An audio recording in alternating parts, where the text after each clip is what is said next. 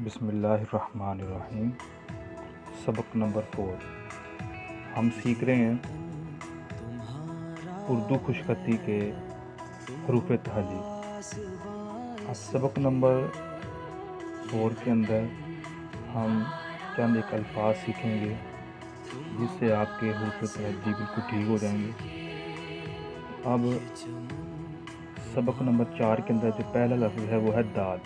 दाल की जो असल शक्ल है वो कुछ यूँ है।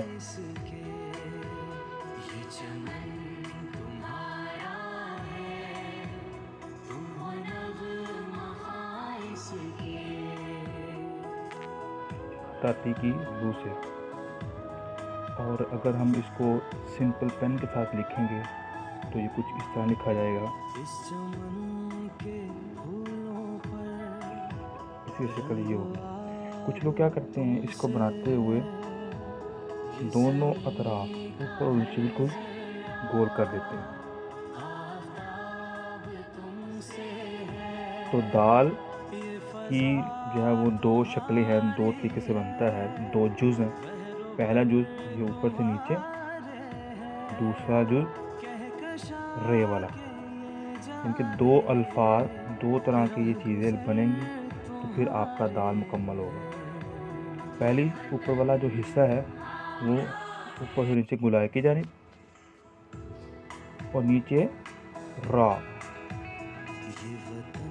यानी कि जो दाल की शक्ल है वो कुछ यूँ होगी, बिल्कुल दोनों अतराफ से गोल नहीं होगा। जिस तरह ये ABC की A B, इसकी जो C होती है इसके बिल्कुल माकूस नहीं होता, बल्कि इसके जो नीचे वाला जो हिस्सा होता है ये रे की तरह का होता है।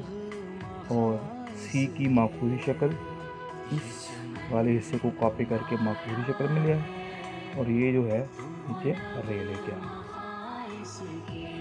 और नेक्स्ट जो है वो रे आपने किस तरह बनाना है, ये मैं एक सीधी लाइन लगा रहा हूँ।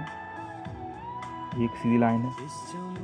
रे को बनाते हुए याद रखिए रे का जो पहला हिस्सा है वो बिल्कुल सीधा नहीं होगा, बल्कि थोड़ा सा तिरछा। और उसके बाद ये नीचे को हल्की सी। रे जब भी बनानी है इसको सीधा रख के और ऐसे नहीं करनी, ये गलत हो जाएगी, बल्कि इसका एंगल थोड़ा सा टेढ़ा हो और ये भी हल्का सा नीचे की जानिब हो। यह रे, दाल और रे। इस तरीके से अगर आप लोग दाल और रे लिखेंगे तो जल्द ही आपकी लिखाई के अंदर बहुत ज़्यादा खूबसूरती आ जाएगी। ये दाल और ये रे, इसकी खूब मशक करें ताकि ये लफ्ज़ आप आसानी से लिख सकें। बस इस चीज़ का ख्याल रखिएगा, रा का एंगल ये तिरछा होना चाहिए यहाँ से, और नीचे की तरफ ये वाला हिस्सा नीचे की तरफ जाना चाहिए। दाल के अंदर भी ये वाला हिस्सा नीचे की जानिब होना चाहिए और ऊपर से ये गुलाई होनी चाहिए। सी की माकूसी शेप, माकूसी।